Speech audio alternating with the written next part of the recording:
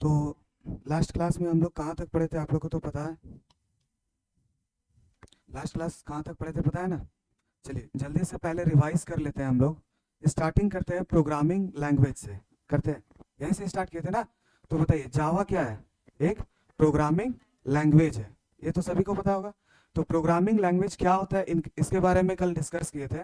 तो क्या होता है प्रोग्रामिंग लैंग्वेज बताइए। हाँ, वैसा लैंग्वेज जिसके द्वारा हम लोग कंप्यूटर से कम्युनिकेट कर सकते हैं। कोई भी चीज कोई स्पेसिफिक काम करने के लिए उसी को क्या बोलते हैं, प्रोग्रामिंग लैंग्वेज। तो प्रोग्रामिंग लैंग्वेज बहुत तरह का होता है, जैसे सी, सी प्लस प्लस, जावा, पाइथन, ये सारा क्या है, प्रोग्रामिंग लैंग्वेज है। जिसके द्वारा हम लोग कंप्यूटर से कम्युनिकेट कर सकते हैं, बात कर सकते हैं, कोई भी स्पेसिफिक कोई स्पेशल काम को करने के लिए। समझ आ रहा है। तो प्रोग्रामिंग लैंग्वेज का 3 लेवल था कि नहीं। कौन कौन सा लेवल था, low level language, assembly level language और हाई लेवल लैंग्वेज। तो तीनों में डिफरेंस क्या है, सबसे पहले ये समझते हैं। लो लेवल लैंग्वेज वैसा लैंग्वेज जो सिर्फ मशीन के द्वारा समझा जाता है। किसके द्वारा, मशीन के द्वारा। तो पता है कि मशीन सिर्फ क्या समझता है, 0 और 1। अब ये 0 और 1 क्यों समझता है, इसके बारे में कोई आइडिया है आप लोग को, कोई बेसिक आइडिया। हाँ, 0 का मतलब होता है लो वोल्टेज और 1 का मतलब होता है हाई वोल्टेज। अब कंप्यूटर तो आप लोग को सभी को पता होगा कि इलेक्ट्रिसिटी के द्वारा चलता है। इलेक्ट्रिसिटी में या तो लो वोल्टेज होता है या तो हाई वोल्टेज, यही चीज होता है ना। तो वही चीज है, कंप्यूटर इलेक्ट्रॉनिक डिवाइस है। तो इस ये जो समझता है वो 0 और 1 को ही समझता है, जिसको हम लोग बाइनरी लैंग्वेज के नाम से जानते हैं। किस नाम से, बाइनरी लैंग्वेज, जो 0 और 1 के फॉर्म में लिखा जाता है। तो वैसा लैंग्वेज जो सिर्फ कंप्यूटर के द्वारा समझा जाता है उसको हम लोग बोलते हैं लो लेवल लैंग्वेज। ये जो होता है वो कॉम्बिनेशन ऑफ 0 और 1 का होता है। जैसे हम बताए थे, ये जो लिखा हुआ है आपको पता नहीं चलेगा कि क्या लिखा हुआ है, लेकिन ये कंप्यूटर समझता है।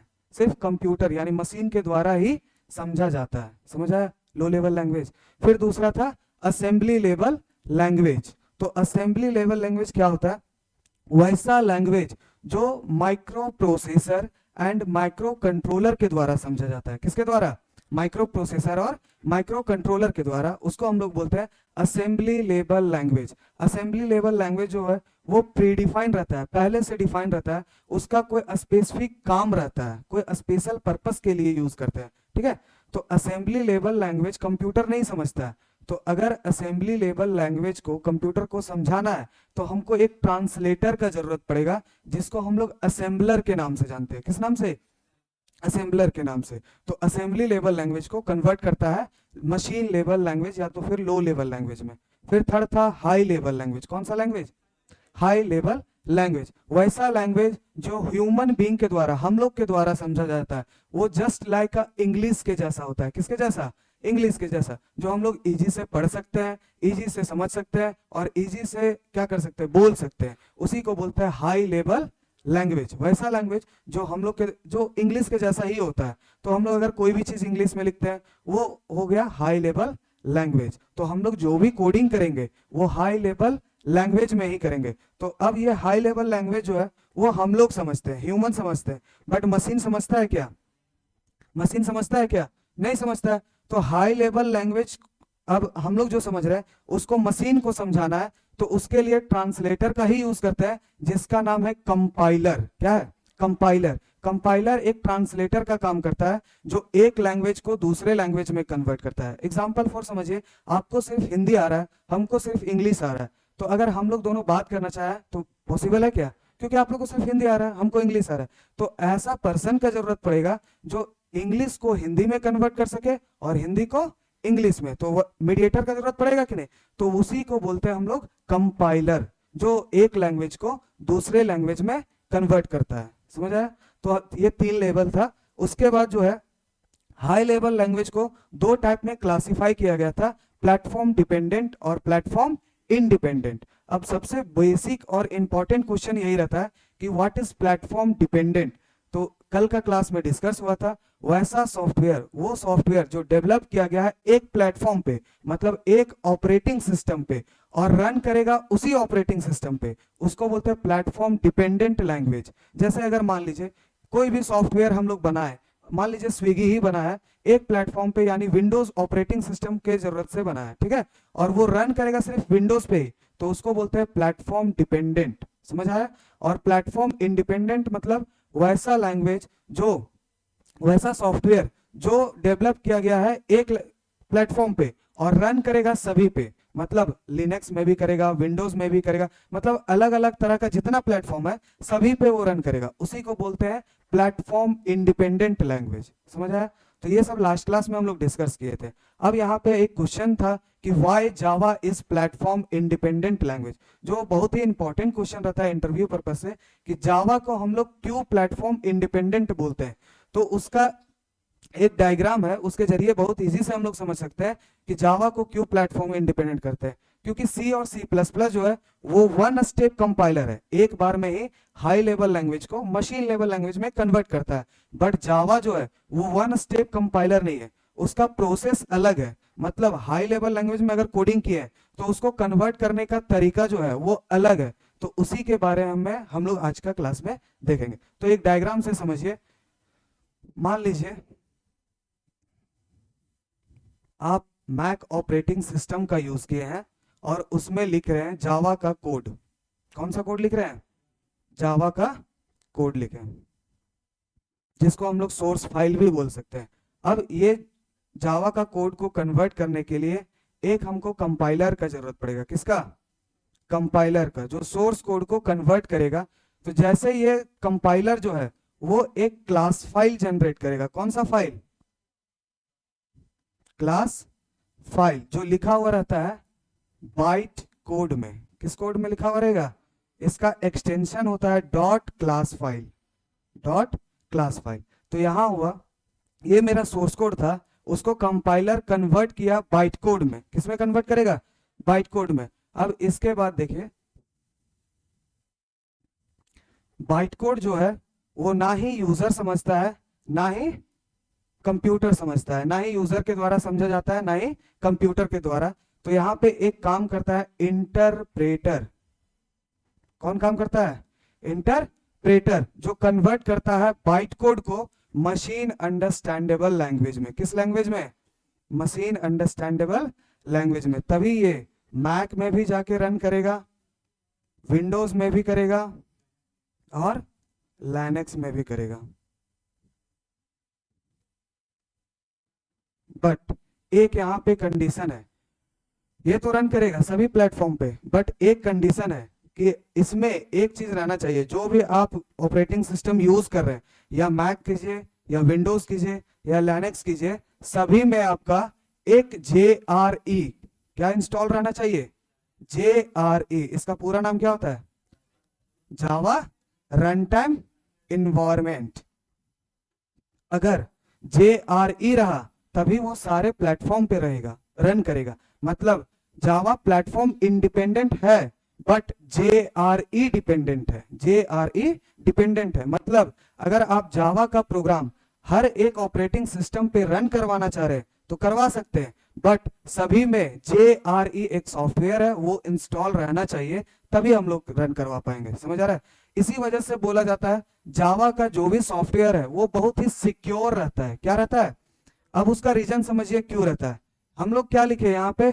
सोर्स फाइल, जिसको हम लोग प्रोग्रामिंग लैंग्वेज बोलते हैं। तो हम लोग जावा का यहाँ कोडिंग किए, तो यहाँ से कंपाइलर के मदद से इसको कन्वर्ट कर दिया किसमें? क्लास फाइल में। तो यहाँ पे समझिए क्लास फाइल बना। तो ये जो क्लास फाइल है उसको हम लोग अगर मान लीजिए कोई भी सॉफ्टवेयर बनाए तो जो कस्टमर है उसको हम लोग क्लास फाइल दे दिए। क्या दे दिए? Class file. और उसको बता दिए कि आप सभी सिस्टम में जिसमें भी रन करवाना चाहे करवा सकते हैं, बस एक सॉफ्टवेयर है JRE, उसको आप इंस्टॉल कर लीजिएगा। तो अगर मान लीजिए ये तो हम क्लास फाइल दिए, ये तो ना ही यूजर समझता है ना ही मशीन समझता है। कोई समझता है क्या? नहीं समझता है। तो अगर मान लीजिए कोई भी सॉफ्टवेयर सुनते हैं कि हैक हो जाता है या तो फिर कुछ उसमें प्रॉब्लम होता है, उसका जो भी डेटा है वो लीक हो जाता है, प्राइवेसी मेंटेन नहीं कर पाता है, बट जावा सिक्योर है क्योंकि हम उसको सोर्स कोड नहीं दे रहे, हम उसको क्या दिए? क्लास फाइल, जो लिखा हुआ रहता है बाइट कोड में, जो ना ही यूजर समझ पाता है ना ही मशीन समझ पाता है। समझ रहे हैं कि नहीं? तो इस चीज को हम लोग प्रोवाइड करते हैं। तो अगर मान लीजिए अगर जो भी कस्टमर था उसको हम दे दिए सॉफ्टवेयर, वो यूज किया, उसको लगा कि कुछ प्रॉब्लम है मेरा सॉफ्टवेयर में, तो आप उसको अपडेट कर दीजिए। तो वो आप उससे जो भी सॉफ्टवेयर दिया वो सॉफ्टवेयर आप नहीं मांगेगा, या तो फिर वो खुद से नहीं अपडेट कर पाएगा, भले ही उसको जावा आता हो लेकिन वो खुद से अपडेट नहीं कर पाएगा, क्योंकि आप उसको सोर्स फाइल दिया है क्या, नहीं दिया है ना। जहां पे आप कोडिंग किए हैं उसको आप दिए ही नहीं है, तो वो कोई भी अपडेट कर पाएगा क्या। जो भी अपडेट करेंगे, अगर मान लीजिए जो भी अपडेट करना है वो हम लोग सोर्स फाइल पे ही करेंगे ना, तो वो फिर मेरे पास ही आएगा। अगर हम सॉफ्टवेयर बना के दिए तो वो मेरे पास ही आएगा, मेरे से रिक्वेस्ट करेगा, तो हम उसको फिर से अपडेट करके एक नया सॉफ्टवेयर देंगे। समझ आ रहा है कि नहीं। तो इस तरह से काम करता है जावा। समझ आया। सबसे पहले हम लोग कोई भी ऑपरेटिंग सिस्टम की मदद से कोडिंग करेंगे, तो कोडिंग करेंगे तो कंपाइलर के मदद से एक क्लास फाइल जनरेट होगा, जहां पे आप प्रोग्राम सेव करेंगे वहीं पे वो क्लास फाइल जनरेट होगा सेम नाम से। अगर क्लास का नाम बनाइए, अगर मान लीजिए क्लास का नाम बनाए हेलो के नाम से, हेलो डॉट जावा के नाम से अगर सेव करेंगे तो एक क्लास फाइल बनेगा जिसका एक्सटेंशन क्या रहेगा, डॉट क्लास। तो हेलो डॉट क्लास फाइल बनेगा। कौन सा बनेगा, हेलो डॉट क्लास फाइल। तो ये जो है इसको अब हमको रन करवाना है, ना कि सोर्स फाइल को। ये था मेरा सोर्स फाइल जिसको कन्वर्ट कर दिया बाइट कोड में जिस कंपाइलर के द्वारा, तो ये मेरा हेलो क्लास फाइल बना। तो क्लास फाइल को फिर इंटरप्रेटर जो है वो लाइन बाय लाइन कन्वर्ट करता है। ये पूरा प्रोग्राम को एक बार में ही कन्वर्ट करेगा, ये लाइन बाय लाइन कन्वर्ट करेगा, और जो भी मतलब आपका आउटपुट रहेगा उसको डिस्प्ले करने का काम करेगा। समझ आया। तो यहाँ डिफरेंस भी पता चल जा रहा है कि कंपाइलर और इंटरप्रेटर में डिफरेंस क्या है। कंपाइलर पूरे प्रोग्राम को एक बार में ही कन्वर्ट करता है, लेकिन जो कन्वर्ट करता है वो क्लास फाइल में कन्वर्ट करता है। किसमें, क्लास फाइल में। अगर इसमें एक भी एरर हुआ तो आपका वो प्रोग्राम वहीं पे स्टॉप हो जाएगा। पहले बोलेगा जितना भी एरर है सबको आप करेक्ट कीजिए, उसके बाद ही आप प्रोग्राम रन करवा पाइएगा। उसके बाद जो बाइट क्लास फाइल है उसको रन करवाने का काम कौन करता है, इंटरप्रेटर, और करता है रन तो लाइन बाय लाइन, एक लाइन एक लाइन एक एक लाइन करके करता है। समझ आया। इसी वजह से जावा जो है वो प्लेटफॉर्म इंडिपेंडेंट है बट JRE डिपेंडेंट है। समझ आया, समझ आया कि नहीं। तो ये हेडिंग बनाइए, why Java is platform, last class में लिखे थे ना, why Java is platform independent, why Java is platform independent. पहला पॉइंट लिखेगा, पॉइंट वाइज लिखते जाइएगा आंसर। लिखिए, the Java compiler, the Java compiler will not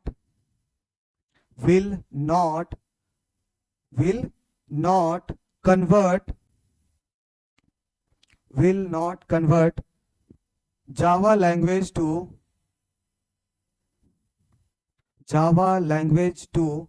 machine understandable language, Java language to machine understandable language,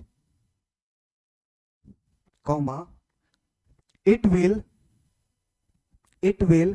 generate a file,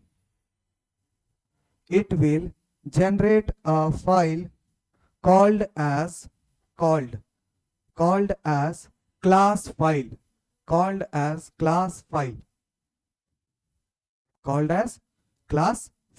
समझ आया point. कि जावा जो है, जावा कंपाइलर वो डायरेक्टली कन्वर्ट नहीं करता है, ये सोर्स कोड को कन्वर्ट करता है किसमें, क्लास फाइल में, जो लिखा हुआ रहता है बाइट कोड में। और बाइट कोड जो है वो ना ही यूजर समझता है, यानी प्रोग्रामर ना ही समझ पाएगा और ना ही मशीन समझ पाएगा। जब हम लोग इसका प्रैक्टिकल करेंगे तो देखेंगे वो ना ही हम लोग समझ पाएंगे ना ही कोई प्रोग्रामर। ठीक है। सेकेंड पॉइंट लिखिए, पहला पॉइंट समझ लिख लिए, सेकेंड पॉइंट लिखिए, the class file contain and retain in bytecode। जो क्लास फाइल कंटेन करके रखता है और लिखा हुआ जो रहता है वो बाइट कोड रहता है। क्या रहता है, byte code. Next point, third point लिखेगा, the extension name of class file is dot class। dot class. The extension name of class file is dot class. Next point लिखिए. The bytecode is intermediate language. The bytecode is intermediate language which is neither understandable by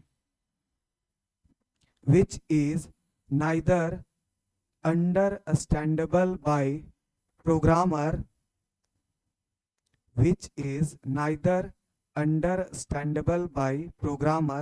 and machine.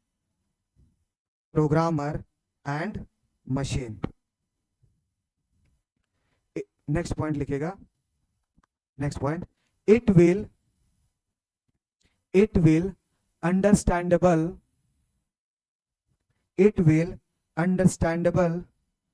only by a machine. It will only understandable by a machine with install JRE. With install JRE. उसी में लिखेगा because it contain interpreter. हाँ, because it contain interpreter. हो गया. उसी में लिखेगा full stop और नेक्स्ट पॉइंट लिखेगा. We can execute a class file.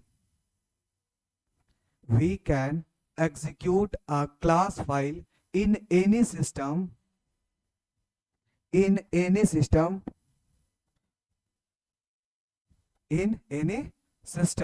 with install JRE. मतलब JRE रहेगा तो उसके साथ साथ हम लोग क्लास फाइल को किसी भी अलग अलग प्लेटफॉर्म पे रन करवा सकते हैं. बट अगर C++ का प्रोग्राम रहता है तो वन स्टेप कंपाइलर है. तो अगर विंडोज में अगर हम लोग बनाए हैं तो सिर्फ विंडोज में ही रन करेगा, क्योंकि वहां पे ना ही ये क्लास फाइल जनरेट होता है ना ही इंटरप्रेटर रहता है. दोनों में से एक ही चीज यूज कर सकते हैं, या तो कंपाइलर यूज करेंगे या तो इंटरप्रेटर यूज करेंगे. तो आपको पता है कि लाइन बाय लाइन कन्वर्ट करेगा. तो अगर 200-300 लाइन का कोड है तो आपको समय लगेगा, और कंपाइलर जो है पूरे कोड को एक बार में ही कन्वर्ट कर देता है. समझ आया. एक और पॉइंट है, लास्ट पॉइंट लिखिए. That's why a software developed on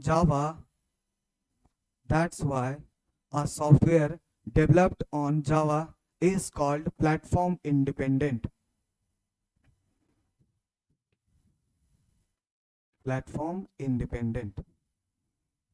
हो गया.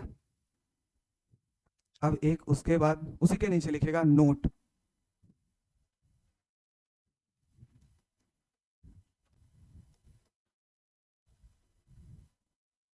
इसका फुल फॉर्म पता है? WORA. ओरा.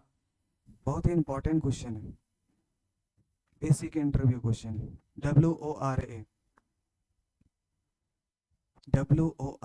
यहीं से ये बना है. कोई बेसिक आइडिया? नोट में लिखे ओरा, कैपिटल में लिखेगा. Write once run anywhere. हाँ, पढ़े थे बस भूल गए. राइट वंस रन एनीवेयर मतलब लिखा एक बार जाएगा और रन आप जितना बार करवाना चाहें करवा सकते हैं. इसी को बोलते हैं ओरा प्रॉपर्टी. तो जावा जो है ओरा प्रॉपर्टी को भी फॉलो करके रखा है. मतलब कोडिंग कीजिए एक बार, और यहाँ पे देखिए सेम कोड को हम मैक में भी रन करवा रहे हैं, विंडोज में भी करवा रहे हैं, लिनक्स में भी करवा रहे हैं। बट अगर मान लीजिए यही C++ में हम लिखे हुए रहते हैं, तो आपको अगर मैक में लिखे हैं तो सिर्फ मैक में ही रन करवा सकते थे, ना ही विंडोज में करवा सकते थे, ना ही लिनक्स में। बट इसमें ऐसा नहीं है, आप एक बार कोड लिख दिए, उसके बाद जो क्लास फाइल बना है, ये बाइट कोड जो बना है, इसको आप तीनों में रन करवा सकते हैं, जितना भी प्लेटफॉर्म है सभी पे रन करवा सकते हैं, कोई दिक्कत नहीं है। बस JRE इंस्टॉल रहना चाहिए। समझ आया? समझ आया? और प्रॉपर्टी। अब नेक्स्ट हेडिंग बनाइए, difference between compiler and interpreter. Difference between compiler and interpreter. Difference between compiler and interpreter. ऐसे डिवाइड करके लिखेगा, एक साइड कंपाइलर और एक साइड इंटरप्रेटर करके। दो मेजर पॉइंट है।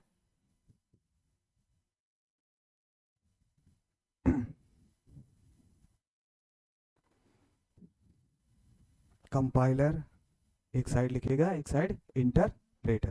पहला डिफरेंस लिखिए कंपाइलर में, compiler will check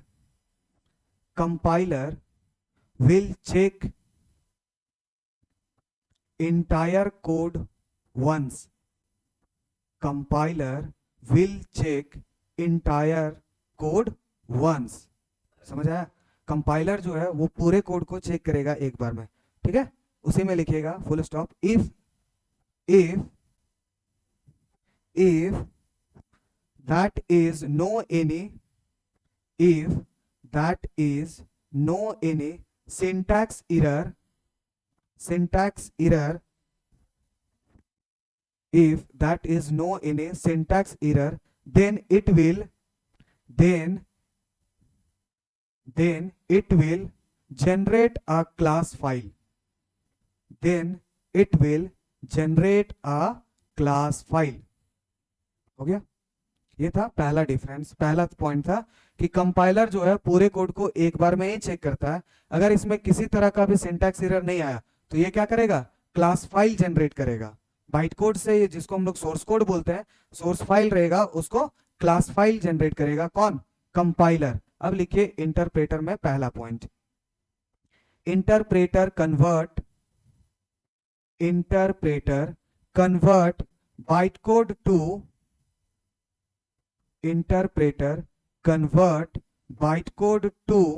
machine understandable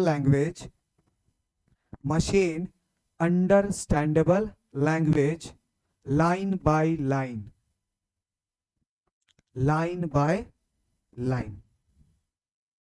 ये था पहला डिफरेंस कंपाइलर और इंटरप्रेटर का। एक और डिफरेंस लिखिए कंपाइलर में, लिखिएगा सेकेंड पॉइंट। हाँ, कंपाइलर में सेकेंड पॉइंट कंपाइलर करेगा, compiler is used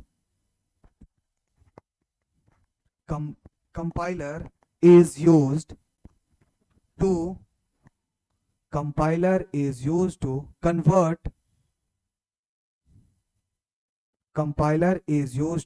convert source file and generate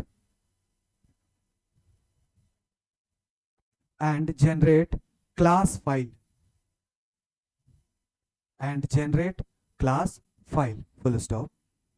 अब इंटरप्रेटर में लिखेगा, दूसरा पॉइंट है इंटरप्रेटर का, interpreter is used to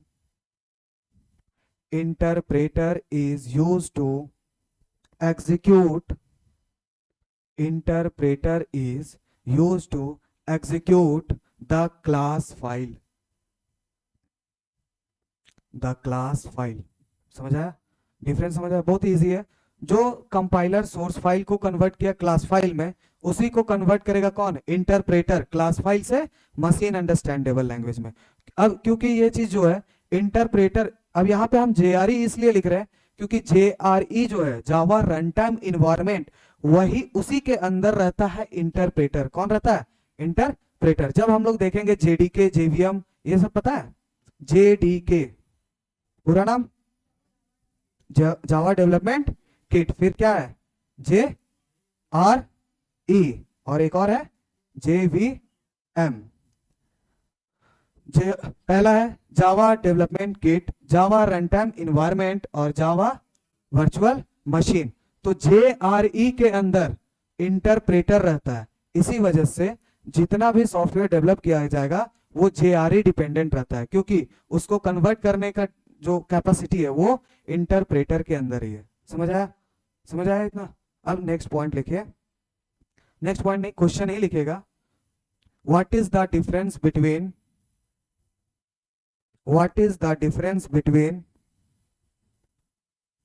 Java and what is the difference between Java and C, C++?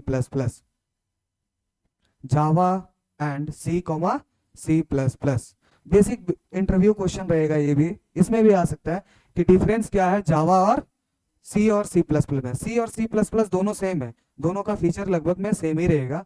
बाकी C++ में डिफरेंस ये है कि C पहले बना था, उसी के बाद C++ आया था। जितना भी C का फैसिलिटी था वो C++ में है। एक नया आया था उप्स कंसेप्ट, हाँ बस वही एक नया था, बाकी पॉइंटर उसमें भी था इसमें भी था। लेकिन जो यहाँ पे अब जावा आया है वो जावा अलग है इससे, C से भी कुछ लिया हुआ है, C++ से भी लिया हुआ है, कुछ जो प्रॉपर्टी उसमें था उसको हटाया भी गया है। जैसे एक पॉइंटर सुने होंगे, सुने, पॉइंटर का कंसेप्ट हटाया गया है। फिर एक है मल्टीपल इनहेरिटेंस, वो कंसेप्ट को हटाया गया है जावा में। तो ये सब डिफरेंस है, तो पॉइंट वाइज करते लिखते जाइएगा कि डिफरेंस क्या है सी और जावा, C++ या जावा में, दोनों में डिफरेंस क्या है। ठीक है, तो पॉइंट वाइज पहला पॉइंट लिखिएगा, जावा इज अ, दो चार पॉइंट तो आप लोग को पता ही होगा, एक प्लेटफॉर्म डिपेंडेंट है। देखिए Java is a platform independent, Java is a platform independent, Java is a platform independent, but C, C++, but, हाँ एक ही पॉइंट में लिखिएगा, but C, C++ is platform dependent, platform dependent. दूसरा पॉइंट लिखिएगा, दूसरा point, Java is a pure object oriented programming, OOP भी लिख सकते हैं। Java is a pure object oriented programming, but C, C++ is partial, PARTIAL, partial OOP या object oriented programming लिख सकते हैं। हाँ अब यहाँ पे समझिए पार्शियल क्या है, हम लोग यहाँ पे समझेंगे। C++ पढ़े हैं आप लोग, कोई बेसिक आइडिया?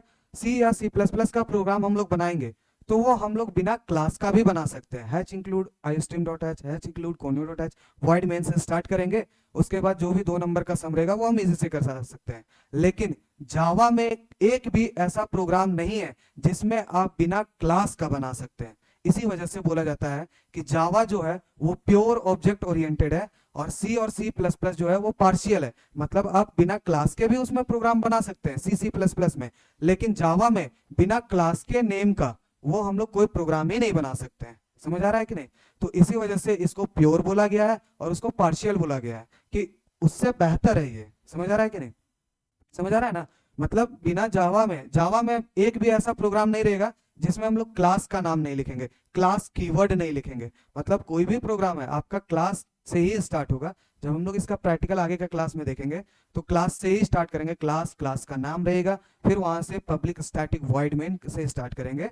बट C और C++ का जो प्रोग्राम है उसमें हम लोग क्लास का नाम लिखना कंपलसरी नहीं है। अगर 2 नंबर को जोड़ना है, 2 नंबर को घटाना है, 2 नंबर को डिवाइड करना है, तो बिना हम लोग क्लास और ऑब्जेक्ट का प्रोग्राम उसमें बना सकते हैं। किसमें? C या C++ में। बट जावा में बिना क्लास का हम लोग कोई प्रोग्राम बना ही नहीं सकते। इसी वजह से इसको प्योर बोला गया है और पार्शियल बोला गया है C और C++ को। समझ आया?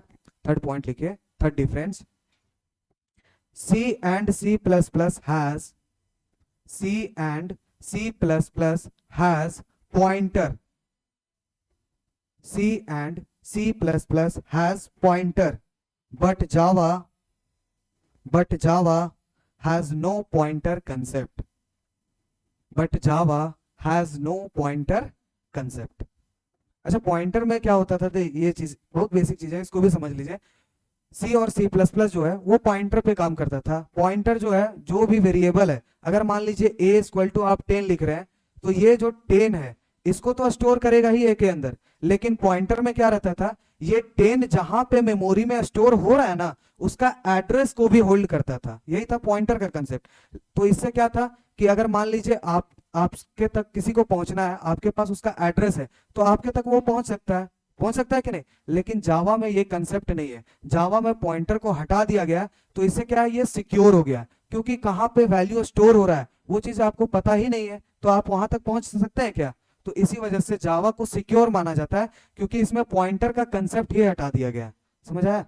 तो इसी वजह से सी और सी प्लस प्लस में पॉइंटर का कंसेप्ट था, बट जावा में पॉइंटर का कंसेप्ट नहीं है, क्योंकि जावा पॉइंटर जो करता था वैल्यू के साथ साथ उसका एड्रेस को भी होल्ड करके रखता था कि कहां पे जाके मेमोरी में स्टोर हो रहा है। जैसे अगर फोटो आप क्लिक करते हैं तो उसका जहां डिटेल्स देखते हैं तो वहां पे सारा चीज दिखा देता है कि कहां पे मेमोरी में जाके स्टोर हो रहा है। लेकिन वैसा अगर कोई भी फोटो क्लिक किए, उसका एड्रेस ही नहीं पता रहेगा, तो आप फोटो फाइंड करने में दिक्कत होगा कि नहीं होगा? तो वही चीज है इसमें भी कि पॉइंटर में जो है पॉइंटर का कंसेप्ट रखा गया था सी प्लस प्लस में, बट जावा में हटा दिया गया, जिसके वजह से वो सिक्योर हो गया। समझ आया?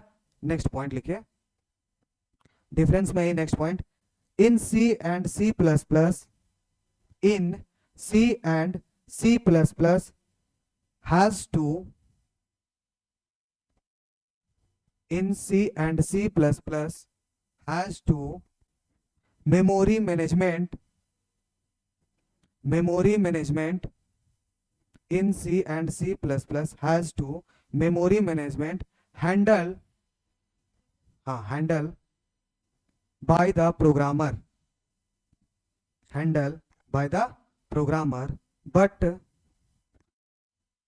but in Java handled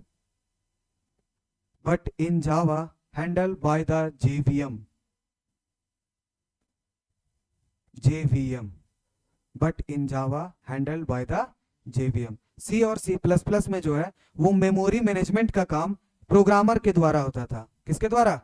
programmer के द्वारा। मालोक कालोक पढ़े हैं C++ में, सी में मालोक कालोक रिलोक ये सब, तो ये सब फंक्शन था जिसके द्वारा हैंडल किया जाता था मेमोरी मैनेजमेंट का। सी लैंग्वेज में है, जैसे फंक्शन आप लोग पढ़े हैं ना, तो वैसा ही है, मालोक कालोक रिलोक ये सब फंक्शन है जिसके द्वारा हैंडल किया जाता था। बट जावा में जो है वो मेमोरी मैनेजमेंट का काम कौन करता है? जेवीएम, जावा वर्चुअल मशीन। समझ आया? एक और डिफरेंस है, उसको लिखिए, C plus plus C comma C plus plus support C comma C plus plus support multiple inheritance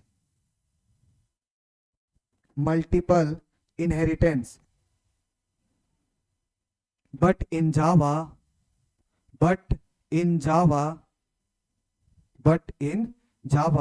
cannot support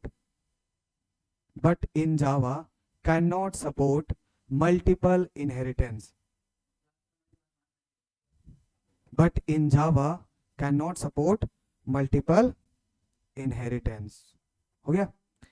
ये सारा डिफरेंस है सी और सी प्लस प्लस और जावा में। मल्टीपल इनहेरिटेंस, यहाँ पे आपसे क्वेश्चन आ सकता है कि जब आपसे डिफरेंस पूछा जाएगा तो आप बताइएगा कि यस सी और सी प्लस प्लस जो है वो मल्टीपल इनहेरिटेंस को सपोर्ट करता है, बट जावा जो है वो मल्टीपल इनहेरिटेंस को सपोर्ट नहीं करता है। लेकिन क्वेश्चन पूछा जाएगा कि करता है, तो वो जो करता है कैसे करता है? वो इंटरफेस के मदद से करता है। वो चीज हम लोग जब इंटरफेस पढ़ेंगे, जब इनहेरिटेंस कंसेप्ट उस कंसेप्ट पढ़ेंगे, तो उसमें पढ़ेंगे कि ये जो है वो किस तरह से सपोर्ट करता है इंटरफेस के मदद से। किसके मदद से? इंटरफेस के मदद से ये प्रॉब्लम को सॉल्व किया गया। मतलब जो प्रॉब्लम था उस प्रॉब्लम को सॉल्व किया गया इंटरफेस की मदद से। समझ आया?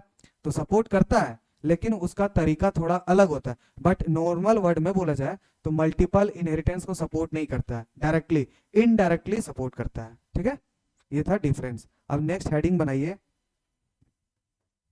Next heading. इतना तक कोई कंफ्यूजन नहीं है ना, सब सब क्लियर है ना कंसेप्ट? नेक्स्ट हेडिंग बनाइए,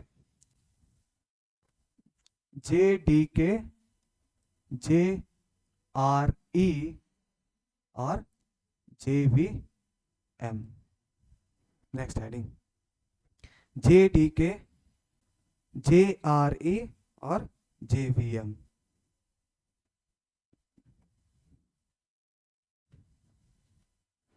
हो गया? अब यहाँ पे समझेंगे कि JDK क्या क्या रखता है अपने अंदर, JVM JRE क्या क्या है और JVM क्या है। ठीक है, एग्जाम्पल फॉर समझिए, अगर आप लोग को खाना कुक करना रहता है तो आप बर्तन में बना लेते हैं, बनाते हैं कि नहीं? लेकिन बर्तन से ही खाना स्टार्ट करते हैं कि उसको सर्व करके खाते हैं? सर्व करके खाते हैं ना। तो जो JDK है वो डेवलपमेंट किट है, जो बनाने का काम किया वो कौन था? JDK। JRE जो है वो सर्व करने का मतलब प्लेटफॉर्म देने का काम किया, कि आप जिस तरह से खाना खाते हैं तो प्लेट वगैरह में लेके खाते हैं ना, तो वो JRE दिया, इन्वायरमेंट, रन करवाने का इन्वायरमेंट। और JVM जो है वो आउटपुट है, यानी आउटकम है, कि आपका जो काम है, जो सॉफ्टवेयर बना है, वो सही तरीके से काम कर रहा है कि नहीं कर रहा है, उसके बारे में ये समझ आया? तो इसी के बारे में देखना है कि JDK क्या करता है, JRE क्या करता है और JVM क्या करता है। तो इसमें एक डायग्राम है, उसको पहले डायग्राम को हम लोग बनाते हैं।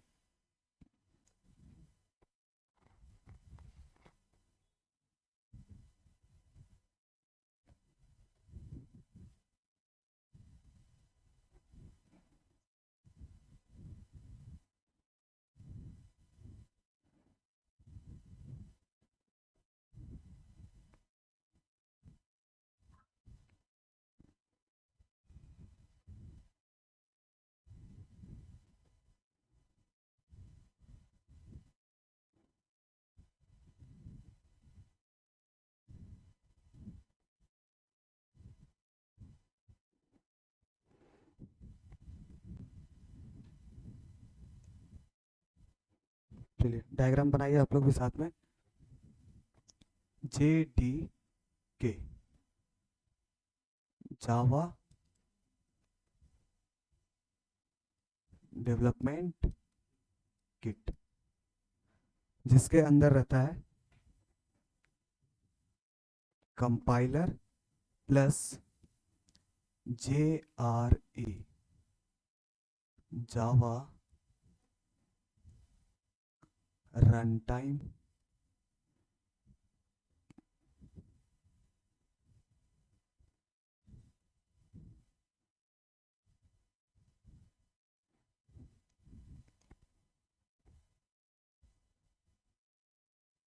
environment, क्लास लोडर, और ये रहा JVM, जावा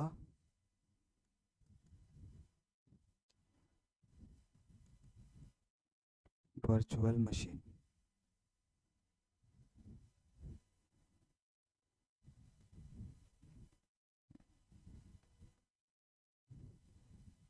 इंटरप्रेटर और जिट कंपाइलर।